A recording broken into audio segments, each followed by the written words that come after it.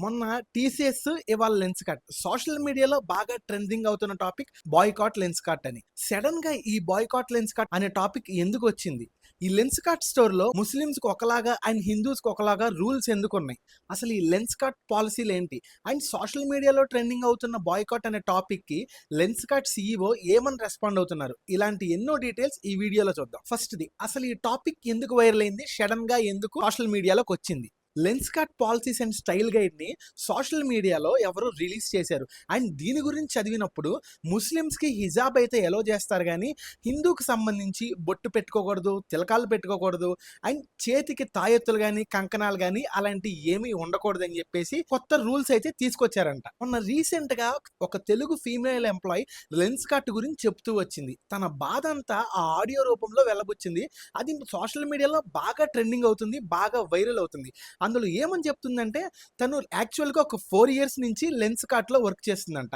Last 1 year back నుంచి ముస్లిమ్స్కి బాగా సపోర్ట్ పెరిగిందంట లెన్స్ కార్ట్లో. వేరస్ హిందూస్కి చాలా సపోర్ట్ తగ్గిపోయింది, చాలా ఇబ్బంది పెడుతున్నారు హిందూస్ని అని చెప్తూ వచ్చింది.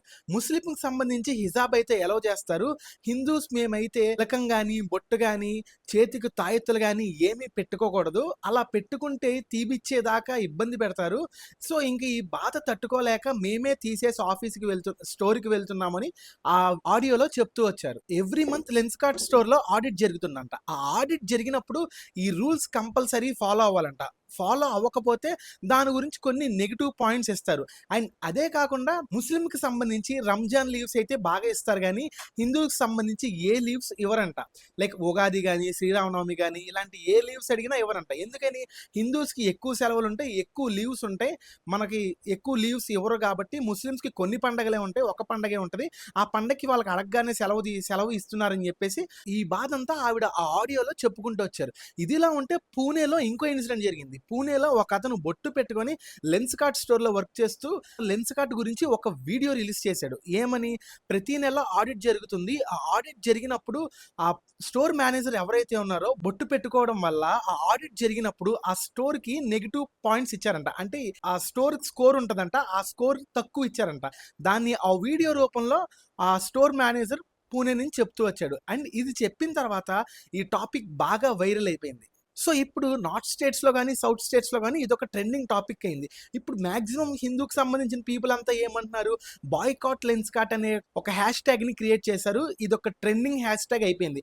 అండ్ కొన్ని చోట్ల అయితే లెన్స్ కార్ట్ స్టోరీస్కి వెళ్ళి కొంతమంది అక్కడ ఉన్న ఎంప్లాయీస్కి బొట్టు పెట్టడం, అసలు బొట్టు పెట్టుకోవడానికి ఎందుకు ప్రోటోకాల్ లేదని అడగటం, మేనేజర్ నేను నిలదీయడం ఇలా చేస్తున్నారు. అండ్ కొన్ని చోట్ల అయితే ఆ లెన్స్ కార్ట్ ఫ్రేమ్లు ఇరక్కొట్టడం, బాయ్కాట్ లెన్స్ కట్ అని ధర్నాలు చేయడం ఇలా చేస్తున్నారు. సో మొత్తానికి లెన్స్ కట్ మీద బాగా నెగిటివిటీ పెరిగింది. అండ్ దీని గురించి లెన్స్ కట్ సీఈఓ అఫీషియల్ గా రెస్పాండ్ అయ్యారు. ఆయన ఒక అఫీషియల్ పోస్ట్ ఒకటి రిలీజ్ చేసి ఆ పోస్ట్ లో సారీ చెప్పారు.